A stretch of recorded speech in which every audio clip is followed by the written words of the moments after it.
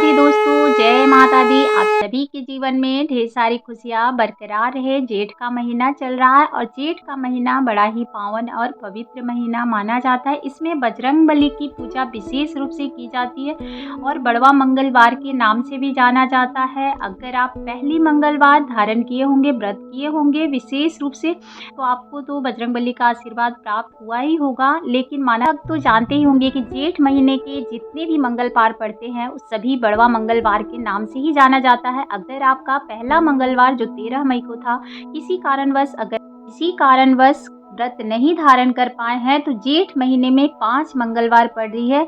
अगर आप पाँचों मंगलवार में अगर आप 4 मंगलवार भी धारण करते हैं ना, तो बजरंगबली की कृपा आप पे उतनी ही प्राप्त होती है, क्योंकि माना जाता है कि मंगलवार का व्रत जो होता है ना जेठ महीने का, बहुत अधिक बड़ा और शुभ होता है। बजरंगबली इसमें बहुत जल्दी प्रसन्न हो जाते हैं।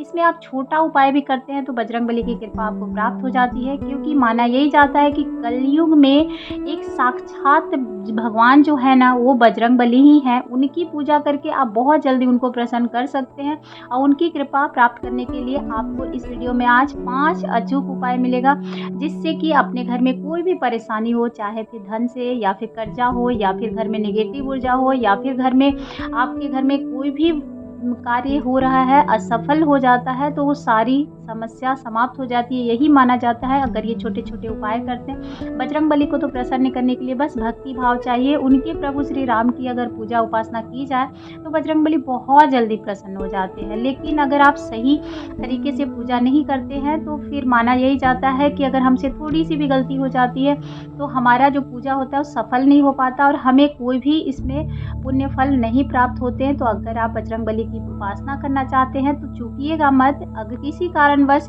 एक मंगलवार आपका चला भी गया तो आप दूसरे मंगलवार से भी कर सकते हैं, क्योंकि जेठ के महीने में इस बार 5 मंगलवार पड़ रही है। पांचों ही मंगलवार बड़ा ही शुभ है। देखिए, पहला मंगलवार तो 13 मई को था, दूसरा जो है 20 मई को है और तीसरा मंगलवार जो है 27 मई को है। चौथा मंगलवार 3 जून को मनाई जाएगी और आखिरी और 5वां मंगलवार जो है 10 जून, जो कि बड़ा मंगलवार के नाम से जाना जाता है। तो आप पांचों में देख ले, जो भी धारण कर पाए जरूर करें। कोई भी दिक्कत नहीं है कि आप कौन से मंगलवार से पूजा आरंभ कर रहे हैं। अगर किसी कारणवश कोई भी मंगलवार छूट जाती है तो कोई दिक्कत नहीं है।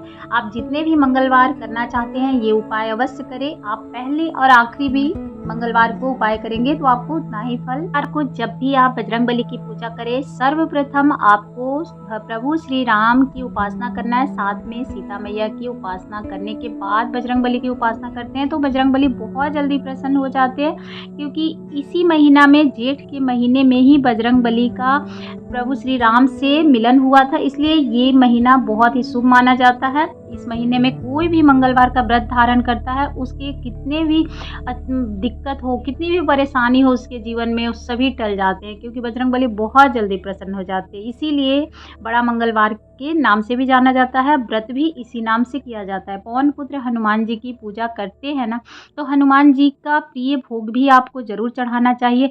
और कौन कौन सी वस्तु उन्हें बहुत अति प्रिय है वो भी आपको पहले से ही जानकारी हो, क्योंकि पूजा में कौन कौन सी सामग्री लगती है इसकी जानकारी भी होनी चाहिए।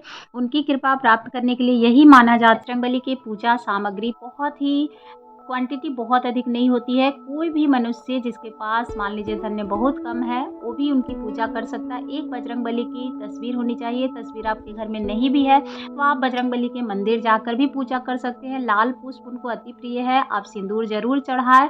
साथ में आप बजरंगबली को प्रसन्न करने के लिए चमेली का जो तेल होता है उससे अगर आप दीपक जलाते हैं, उनको प्रसन्न करते हैं तो बहुत जल्दी प्रसन्न हो जाते हैं। लाल रंग के वस्त्र धारण भी करने चाहिए और लाल रंग के वस्त्र उनको अर्पित भी करना चाहिए। सिंदूर के साथ चोला भी जरूर चढ़ाएं, जिससे कि बजरंगबली को प्रसन्न करना इतना आसान है। हनुमान जी की पूजा विधिवत तो की जाती है, साथ में अगर प्रभु श्री राम को साथ में अगर पूरे मन से और भाव से पूजा जाए ना, तो आपकी मने समस्या जो भी हो, जिस भी आधार में जुड़ी हो, कोई भी संकट हो, उससे आप मुक्ति पा जाते हैं। बड़े बड़े काम जो होते हैं ना, जो आपको अभी तक असफल हो रहे थे, वो भी पूरी हो जाती है। तो ये मानना है। लेकिन बहुत सारे ऐसे भक्त हैं जो कहते हैं कि मैं तो बहुत पूजा पाठ करता हूँ लेकिन मेरे कोई भी कार्य सफल नहीं होता, ऐसा कभी हो ही नहीं सकता। भगवान तो सभी के कार्य को सफल करते हैं, लेकिन तरीका सबके अलग-अलग हो जाते हैं। कुछ लोग बहुत ही अच्छे से करते हैं, कुछ लोग कर नहीं पाते हैं, तो अपनी गलतियों से ही सीख कर पूजा अगर करें तो मन से जुड़े भगवान के साथ। अगर आप उनके साथ मन से जुड़ेंगे तो आपका आत्मा शुद्ध होना चाहिए। अगर सामग्री थोड़ी-सी भी है ना, आत्मा शुद्ध रहेगा तो भगवान आपकी परीक्षा, छोटी-मोटी परीक्षा तो लेंगे लेकिन आपकी पूजा सफल हो ही जाएगी। तो आइए जान लेते हैं कि बड़वा मंगलवार को आपको कौन से ऐसे उपाय करने हैं जिससे कि आपको कोई भी कार्य अगर नहीं हो रहा है तो पूरा हो जाता है। प्रथम तो यही माना जाता है कि मंगलवार के दिन अगर आप बजरंगबली की उपासना कर रहे हैं, अगर उनकी चौकी लगा के पूजा करें या फिर आप मंदिर जाके पूजा कर रहे हैं, सर्वप्रथम आपको यही करना है कि उनकी पूजा करें। उसके पहले आपको प्रभु श्री राम के नामों का जाप आरंभ कर सकते हैं, चाहे फिर आप राम नाम लिख सकते हैं या फिर विधिवत उनकी पूजा कर सकते हैं। क्योंकि देखिए माना जाता है कि राम नाम का जप बहुत ही कलयुग में तो बहुत बड़ा है। इसी से मुक्ति, मनुष्य की मुक्ति, जितने भी मतलब प्राणी है अगर नाम जाप करते हैं ना, चाहे आप बजरंगबली का नाम जाप करें, चाहे आप प्रभु श्री राम का नाम जाप करें या राधा नाम जाप करें, कोई भी नाम अगर आप जाप कर लेते हैं ना, तो इस युग जो होता है, ये कलयुग का युग, इसमें बहुत जल्दी ही आपको भक्ति भाव प्राप्त हो जाती है। तो ये माना जाता है, इसमें कोई ज़रूरत नहीं है कि आप पूरे विधिवत ही पूजा करें। आप कहीं भी बैठ के नाम जाप कर सकते हैं, जिससे मुक्ति मिलती है। तो कहा जाता है हनुमान जी की कृपा तभी मिलती है जब आप प्रभु राम के शरण में जाते हैं। प्रभु राम से बड़ा उनके नाम का प्रभाव होता है। इसीलिए सभी भक्त जो होते हैं ना, हनुमान जी से तभी सिद्धि प्राप्त हो पाती है जब आप प्रभु श्री राम के नामों का जाप करते हैं। तो ऐसे में आप बड़ा मंगलवार के दिन व्रत रखकर प्रभु राम के नाम का जाप करें, उसके बाद प्रभु श्री राम की पूजा करें। हनुमान जी की कृपा आप रूपी आपको प्राप्त हो जाती है। तो यही सर्वप्रथम तो यही एक ऐसा उपाय है जिससे कि बड़ी से बड़ी समस्या भी टल जाती है। दूसरा उपाय यही होता है कि बजरंगबली की अगर आप पूजा कर रहे हैं ना, तो विधिवत उनकी चौकी लगा के पूजा करने के पश्चात आपको हनुमान चालीसा का 3 या फिर 5 पाठ करनी चाहिए। अपनी शक्ति अनुसार 11, 21 जितनी समर्थाएं हो उतना हनुमान चालीसा का पाठ किया जाए तो कोई भी संकट, कोई भी समस्या समाप्त हो जाती है। तो ये तुलसीदास जी ने भी हनुमान जी के गुणों का जो बखान है ना, हनुमान चालीसा में किए हैं। जो लोग मंत्र जाप आदि नहीं भी करते हैं ना, अगर मंगलवार के दिन प्रतिदिन हनुमान चालीसा का पाठ अगर कर ले, इसमें कोई भी मना नहीं है जो कौन सा व्यक्ति इसमें पाठ कर सकता है, पुरुष हो या महिला, सभी लोग इसमें पाठ कर सकते हैं। क्योंकि देखिए पाठ करने के लिए कोई भी ऐसे ग्रंथ में नहीं लिखा है कि माताएं नहीं कर सकती हैं, चाहे फिर पुरुष या महिलाओं को मना होता है। बस महिलाओं को इसलिए मना किया जाता है कि हनुमान जी जो है ब्रह्मचर्य है, तो उसमें थोड़ी सी, लेकिन ऐसा नहीं है, कोई भी ग्रंथ में नहीं लिखा हुआ है जो महिलाएं पूजा नहीं कर सकती, बिल्कुल कर सकती है, बस शुद्ध होना चाहिए उन्हें। और पूजा आप विधिवत कर सकते हैं, लाल वस्त्र धारण करे कि अगर बजरंगबली की पूजा करते हैं तो बजरंगबली बहुत जल्दी प्रसन्न होते हैं। तो इसीलिए कहा जाता है कि हनुमान चालीसा का पाठ अवश्य करनी चाहिए, उससे सभी परेशानियां से आप छूट जाते हैं और बजरंगबली की कृपा आप पे बनी रहती है, सभी संकट दूर हो जाते हैं। तो आप 5 या 11, 7 अपने अनुसार कर सकते हैं, नहीं तो 3 दिन का भी पाठ कर सकते हैं, 1 दिन का भी पाठ कर सकते हैं। इससे भी सारी समस्याएं पूरी तरह से, संकट जितने भी होते हैं वो हट जाते हैं। अब आइए जान लेते हैं कि तीसरा कौन सा उपाय है जिससे कि परेशानी कुछ भी हो वो भी हट जाती है। तो देखिए तीसरा में तो यही माना जाता है कि अगर सुंदरकांड का पाठ अगर आप 5 मंगलवार जो कि जेठ महीने में पड़ रही है, इसमें अगर आप सुंदरकांड का पाठ करना चाहते हैं, चाहे अपने घर में कराना चाहते हैं इसका पाठ पंडित जी द्वारा, या फिर आप खुद भी करना चाहते हैं, तो इस समय बहुत अच्छा शुभ समय है, आप कर सकते हैं बजरंगबली का। इसमें आप रामचरितमानस या सुंदरकांड या वीर हनुमान जी की परिक्रमा भी कहा जाता है ना, जो इसमें उनकी बहुत सारी चौपाइयाँ हैं, ये सब आप पढ़ के भगवान श्री राम का भी आशीर्वाद आप प्राप्त कर सकते हैं। लेकिन इसका पाठ आप कर रहे हैं तो प्रभु श्री राम की आज्ञा, माता सीता की आज्ञा भी इसमें होनी चाहिए। सर्वप्रथम उनकी पूजा करें, उसके बाद ही आप बजरंगबली की पूजा उपासना की जाती है। तो उससे आपका जो भी मतलब पाठ करने का, इसमें जो भी आपकी मन की इच्छा है वो भी पूरी हो जाती है। तो विधिवत इसमें पाठ करनी चाहिए, आप खुद भी कर सकते हैं, चाहे अपने घर में पंडित जी द्वारा भी आप करवा सकते हैं। तो आप देख लीजिएगा, जैसी अगर आपकी शक्ति हो, जो मेरे पास बहुत सारी समस्याएं हो रही है, चाहे घर में होता नहीं है, जो कभी-कभी बहुत ज़्यादा क्लेश रहता है या फिर कर्ज़ा बहुत सर पे अधिक होता है, तो यही माना जाता है कि इस सब से निकलने के लिए घर का वातावरण को पहले शुद्ध करना पड़ता है। तभी सभी घर के जितने भी परिवार हैं, सभी पे उनकी कृपा बनी रहती है। तो इसीलिए ये ज़रूर करना चाहिए। इससे यही होता है कि प्रभु श्री राम जो है वो प्रसन्न हो जाते हैं और साथ में आपको पूरे परिवार को इससे सभी संकटों से निकलने की रास्ता देखेंगे कि सुंदरकांड रामचरितमानस के में भी वर्णित है। तो आप इसमें देखेंगे कि इसमें यही है कि जब सीता मैया की खोज करने के लिए बजरंगबली जो थे हनुमान जी, वो राम जी से आज्ञा लेकर उनको खोजने गए थे समुद्र को लांघकर, और लंका में प्रवेश करते ही माता सीता को प्रभु राम का संदेश देते हैं। उसके बाद लंका दहन करके रावण को चिताकर ही वापस आते हैं। तो इसीलिए भक्ति भाव से सुंदरकांड का पाठ किया जाता है। तो आप कर सकते हैं, इस दिन रामचरितमानस का पाठ करें या सुंदरकांड का पाठ करें, अपने अनुसार ज़रूर करें।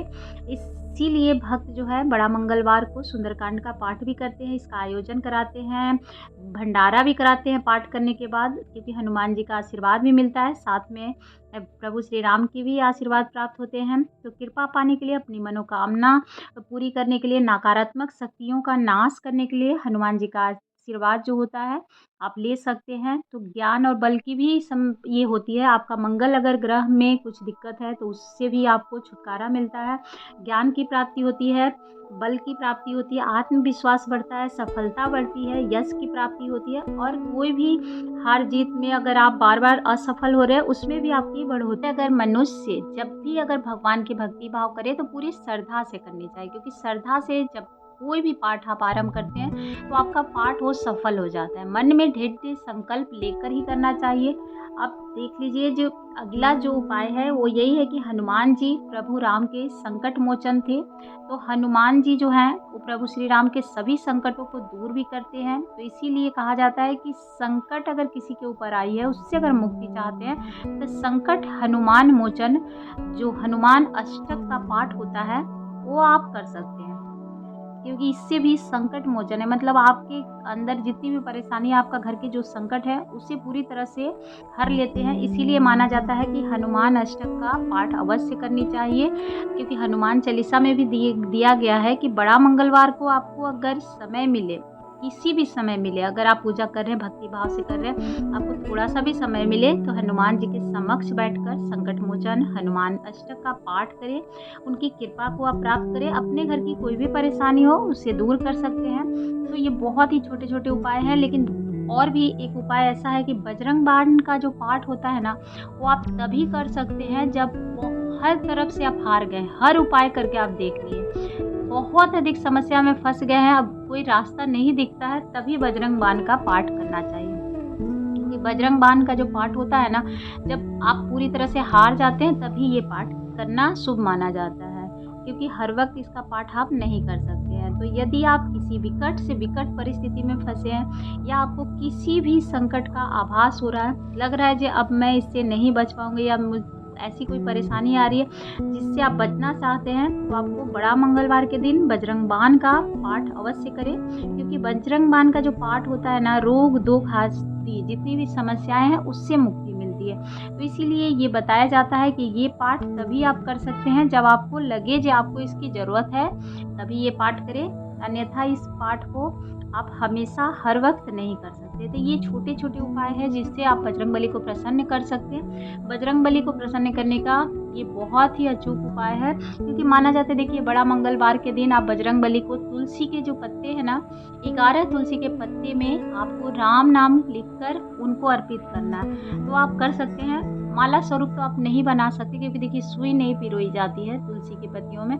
तो आप उसमें अगर लंबी डंडी हो तो आप बांध सकते हैं, तो बांध सकते हैं लेकर मौली धागा या फिर कच्चा सूत से, और नहीं तो फिर आप उनके सामने, तो उनकी तस्वीर या फिर मूर्ति के सामने 11 पत्तियां में राम नाम लिखकर रख दें और अपनी मनोकामना आपको बोलनी है और विधिवत पूजा करनी है। आप चमेली का दीपक जरूर जलाएं, और नहीं हो सकता है तो फिर आप ऐसे घी का दीपक जलाकर उनकी पूजा करें। पंचमुखी अगर मंदिर में जाकर पूजा कर सकते हैं तो अति उत्तम है। अब इस तरह से, इस विधि से अगर पूजा करते हैं और वो तुलसी के जो पत्ते हैं ना, आप जिस भी परेशानी और जिस भी कामना से किए हैं, तो माना यही जाता है कि तुलसी के पत्ते को आप रख सकते हैं, और नहीं तो फिर अगले दिन आप गमले में प्रवाह कर दें, पूजा करके अपनी कामना बोल के। नहीं तो आप लाल कपड़े में रख कर तिजोरी में रख सकते हैं। उससे भी आपके धन की भी समस्या होती है, वो समाप्त होती है। तो ये छोटे-छोटे उपाय आप मंगलवार को अवश्य करें, जिससे कि आप भक्ति भाव से करेंगे तो बजरंगबली आपके घर पे अपनी छत्र छाया बनाए रखेंगे। वीडियो थोड़ी-सी भी अगर पसंद आती हो तो लाइक ज़रूर करिएगा, सब्सक्राइब भी कर लीजिएगा। धन्यवाद। जय माता दी। आप सभी के जीवन में ढेर सारी खुशियाँ बरकरार रहे।